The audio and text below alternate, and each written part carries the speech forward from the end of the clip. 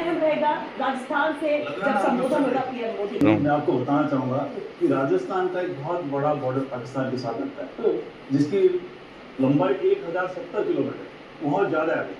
दूसरा जो संदेश प्रधानमंत्री जी जो आ रहे हैं देना चाह रहे हैं वो संदेश, और जितने पहले युद्ध हुए हैं, आप थोड़ा हिस्ट्री में जाइए, 65 होता 71 हो, राजस्थान पंजाब यही मुख्य युद्ध क्षेत्र रहे हैं। आप देखिए जो टैंक बैटल्स हुए हैं सारी यही है, चाहे डोंगेवाला का बैटल आपने पढ़ा होगा, चाहे खेमकरन का युद्ध पढ़ा होगा। अब सबसे बड़ा प्लेन के जो मुख्य युद्ध जो बैटल है वो सारे इसी क्षेत्र में हुए हैं। अब प्रधानमंत्री जी का दो उद्देश्य मैं आपको बता दूं। पहले तो नाल का जो अभी अब चर्चा कर रहे थे कि नाल एयरबेस जो अभी एक्शन हुआ है उसमें क्या हुआ, कितना एक्शन यहाँ से हुआ, वो एक अलग चीज है, परंतु वहाँ जाना भी, जैसे आदमपुर में एयरबेस में जाके प्रधानमंत्री ने एक संदेश दिया, वो एक बहुत जरूरी है।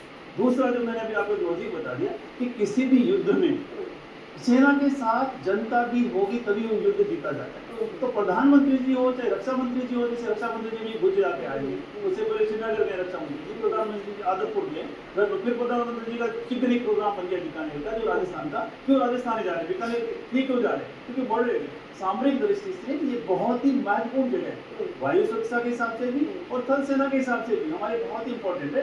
तो दोनों को संदेश देना है, सेना का मनोबल भी है, और दूसरी तरफ से आप जो हमारी आम जनता देश के जो नागरिक है उनको भी एक संदेश जाना है कि हमारी जो टॉप लीडरशिप है, देश की टॉप लीडरशिप है, वो आज तैयार है, वो सबसे फ्रंट में है। हमारा देश जो आगे बढ़ रहा है जिस प्रकार की कार्रवाई के लिए, सत्या जी, मैं एक दो चीज को आपको क्लियर करना चाहूंगा। हर डिबेट में अपने परसों में ये बात आ रही है और बार बार ये इश्यू आ रहा है कि हमने नहीं, हम इसके क्या अचीव हुआ।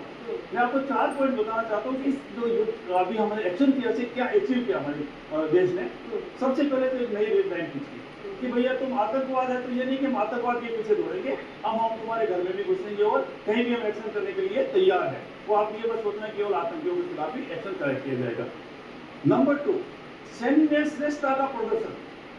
आज तक ऐसा नहीं हुआ है कि 34 मिनट के अंदर ही उन्होंने अपने देश को दिखा दिया कि हम तुम्हारे एरिया में किसी भी एयरपोर्ट को, किसी भी आपके सैन्य ठिकाने को हम ध्वस्त करने में सक्षम है।